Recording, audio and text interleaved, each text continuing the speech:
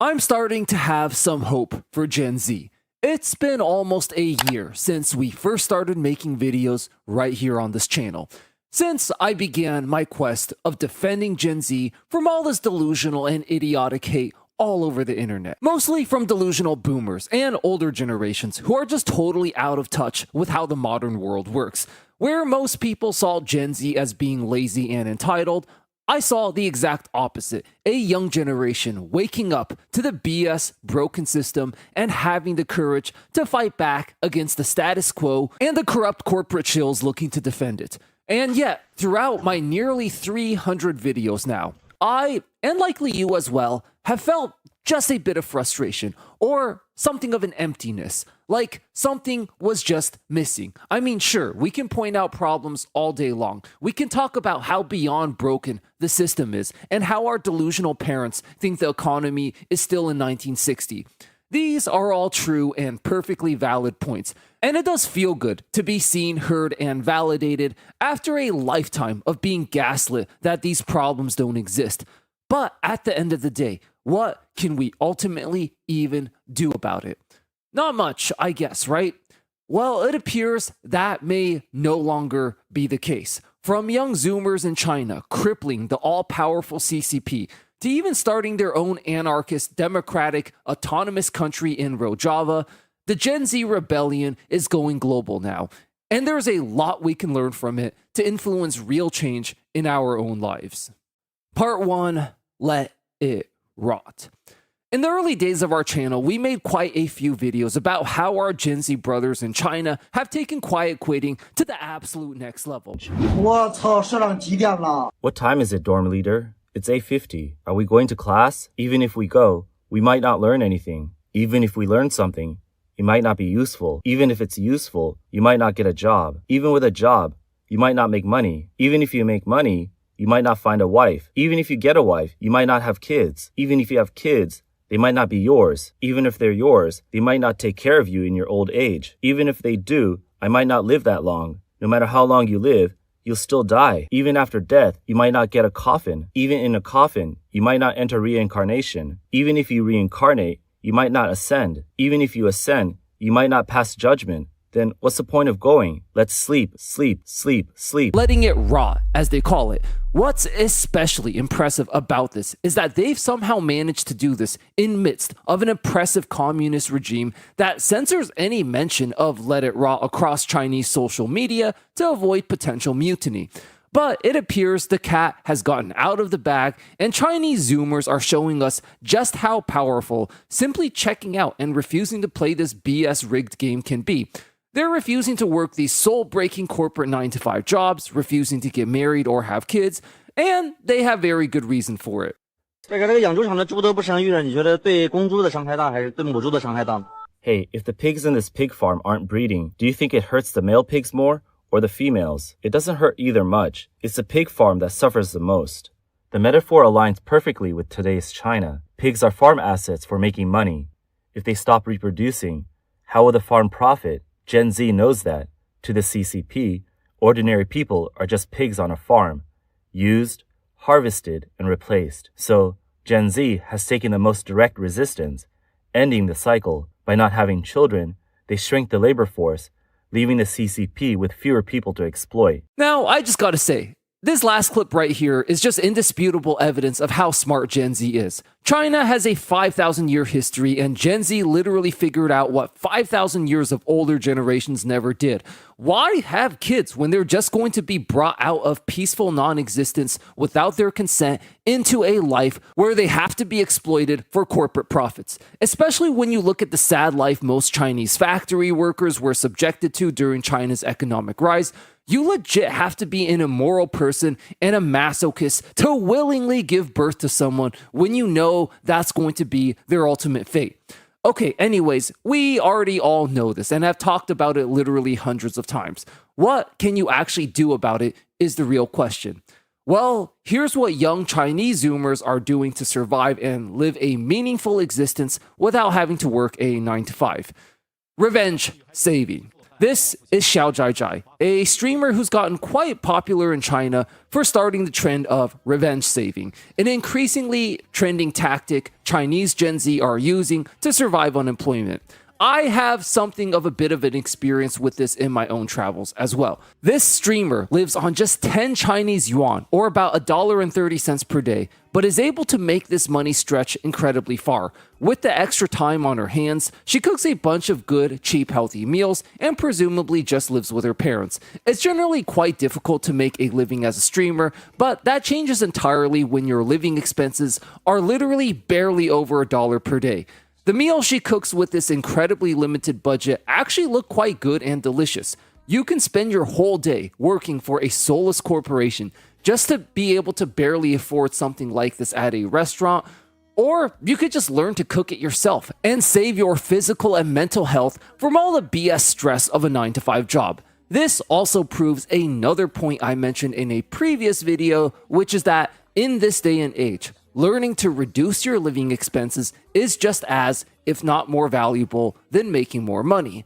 This is true self-dependency right here. Delusional boomers say that collecting welfare is bad because you're being dependent on the government. But they're so delusional that they don't see that working a 9-to-5 isn't true self-dependence either. It's just shifting your dependency from the government to a corporation. The best thing about revenge saving is that it's literally something everyone, including you, can do immediately to improve your situation. Trying to earn money is just so difficult in this economy because you always need someone else's approval to do it, whether that's for a job or a freelance gig. But reducing your living expenses or revenge saving, that's something anyone can do starting right now. And it's a great way to fight back against a broken system. As someone pointed this out in the comments as well, this is actually a good technique. Not spending money hurts those in power. Now, you might be wondering at this point, okay, that's cool and all, but you still need some money to survive, right? How do you do that without a job? Well, it appears they're finding creative ways we can all learn from to do this ourselves as well. So, according to this Reuters report, after quitting the education industry in August last year due to China's crackdown on private tutoring, He Ajun has found an unlikely second life as an unemployment influencer. The Guangzhou-based vlogger 32 offers her career advice to her 8,400 followers, charting her journey through long-term joblessness. Unemployed at 31, not a single thing accomplished, she posted last December. He is now making around 5,000 yuan or $700 per month through ads on her vlogs, content editing, private consultations, and selling handicrafts at street stalls. I think in future, freelancing will be normalized, said He. Even if you stay in the workplace, you still need freelancing abilities. I believe it will become a backup skill like driving. Perhaps the most encouraging sign, however, and the best thing that Gen Z has done in China is completely and utterly destroy the social stigma around unemployment. Not only have they totally destigmatized it, they even wear the unemployed hashtag as a proud badge of honor, much like we do here in this community. Shut out of the job market and desperate for an outlet, young Chinese are sharing tips for surviving long-term unemployment. The hashtags unemployed and unemployment diary and laid off received a combined 2.1 billion views on Xiaohongshu platform He uses. Users describe mundane daily routines, count down the days since being fired, share awkward chat exchanges with managers, or dole out advice, sometimes accompanied by crying selfies. The increasing visibility of jobless young people increases broader social acceptance and reduces stigma surrounding unemployment, says Colombia's Lu, allowing otherwise isolated youth to connect and perhaps even redefine what it means to be unemployed in today's economic climate. Now, does that not sound really familiar to what we're doing in this exact community right here? And by the way, did you hear that number earlier, guys? 2.1 billion. Billion with a B. We are no longer just an echo chamber or a niche community here. We are in the billions now. We have become a global rebellion. Part 2, Rojava. Hey guys, just wanted to say thank you all so much for this incredibly rapidly growing community we're building here. If you're new here and enjoying this content, definitely consider subscribing for more epic takedowns of delusional corporate shills. What if I told you there's a place in the world right now, a real place and not a utopian fantasy, where there are no landlords, billionaires, bosses, and there's not even a centralized government? This is a place where the economy prioritizes people over profits, and society exists to serve the individual, not the other way around. Best of all these systems actually seem to be working quite beautifully. This place is called Rojava, and there's a lot it has in common with the Gen Z rebellion against work. Rojava is a self-governing region in northern Syria, born out of collapse and war. A perfect example of how we can build a better system for everyone, rather than just being focused on individual solutions like just get a better job. When the Syrian civil war broke out in 2011, Kurdish communities in the north took control of their own cities and declared autonomy. But they didn't just form a new state or a new country. They built something entirely different, something the world never has seen before. Rojava has no presidents, no corporations, no central government. They called it democratic confederalism, a direct challenge to capitalism and authoritarianism. I've been very hard on capitalism in all my videos, but a bigger problem beyond that is that none of the alternative systems have been great either. As a result, we're constantly trapped between the worst of both capitalism and communism, exploited by corporations and oppressed by our governments. We have the worst of both worlds. Rojava, however, on the other hand, rejects every broken traditional system of the old world in favor of a radical new experiment. For starters, Rojava has no centralized traditional top-down government. Communities are managed by local councils, cooperatives, and neighborhood assemblies. If you have a dispute with a neighbor, for example, you take it up with a local council and resolve your differences. There's no such thing as a centralized state. In fact, even if you look it up on Wikipedia, you'll see it's defined as a democratic, autonomous, self-governing state. Now, it's important to keep this in mind because every time you critique the broken system, you inevitably get corporate shills screaming in the comments calling you communist. Typical dishonest Red Scare tactics they use as a cheap insult when they can't address your points.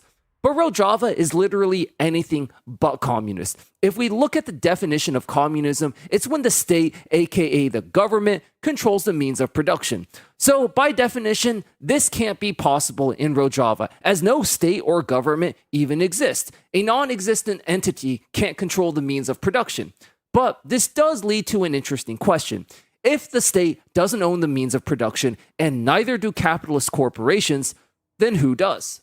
Well, this is where we enter worker cooperatives. They say that Gen Z doesn't want to work anymore. This statement is pretty much universally agreed upon. The only question is whether or not you think this is a good thing. Some view it as them being lazy. I view it as them refusing to be exploited by a broken system.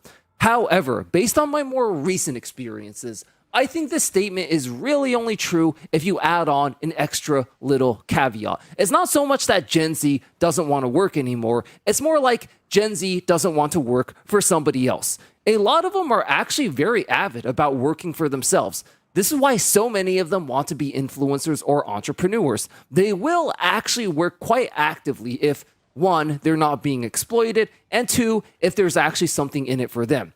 And this is where I believe Rojava's worker cooperative model will really resonate with you. So, the Rojava economy is based on small local cooperatives run by workers themselves.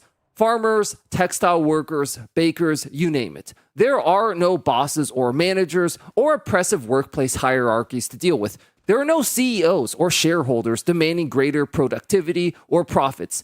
Every business decision is made democratically from within the co-op. So this means that everything you do, from how many hours you work to what your production output is, even how wages and profits are distributed, they're all decided by a democratic consensus vote amongst the workers. In other words, you vote and decide with your coworker community on how much you want to work, how much should everyone get paid, and how profits should be distributed. Generally speaking, surplus is reinvested into the community rather than being hoarded by greedy and useless CEOs. Something very ironic about all this is that corporate shills constantly call you communist in the comments, not realizing that corporations themselves are inherently as communist of an entity as it gets. There's no democracy, no voting, no freedom in a corporation. You have a CEO dictator who makes all the decisions and rules with an iron fist. The Rojava experiment has shown that there is indeed a better system than either the horrors of capitalism and communism that we've all been exploited by. Rojava has also been embracing eco-socialism and green energy, investing heavily in community-run solar farms, which reduce dependency on centralized energy grids. It is also worth noting Rojava's extremely progressive stance on gender equality. And before you roll your eyes, I get that gender equality has been hijacked by toxic Western feminists who want equal pay but still want you to pay for the date. But trust me when I say feminism in Rojava is way different. Every political and leadership position has a 40% woman quota requirement. But unlike the unbearably hypocritical feminism of the West, Rojavan feminists push equally hard for women to be in the military as well, fighting right alongside their male counterparts for the freedom of their autonomous zone, defending their ideologies to the very core. This is true gender equality right here that I think we could all get behind. Now, it's worth noting that Rojava isn't a utopian paradise without its problems. It's still under constant threat of war, embargoes, and instability. But most of their problems come more from circumstance rather than inherent problems with their system. I mean, they're facing the threat of war, yeah, but that's because they were literally born out of a war zone. Their early instability issues are more just so from the fact that they're a super young, you can't call it a country, but you know what I mean. You know, they only started in 2012. They're literally younger than most Gen Z, ironically. Whether or not this Rojava experiment ultimately ends up succeeding is anyone's guess. No one's tried something this radical before. But it is safe to say it's off to a way better start than anyone predicted. And there are a lot of valuable lessons we can all learn from it. Conclusion. Rome wasn't built in a day, and it's going to take us some time to undo the decades of damage older generations left us. But as you can see, there are gradually solutions starting to emerge, from revenge saving to freelancing to even starting your own work or co-op.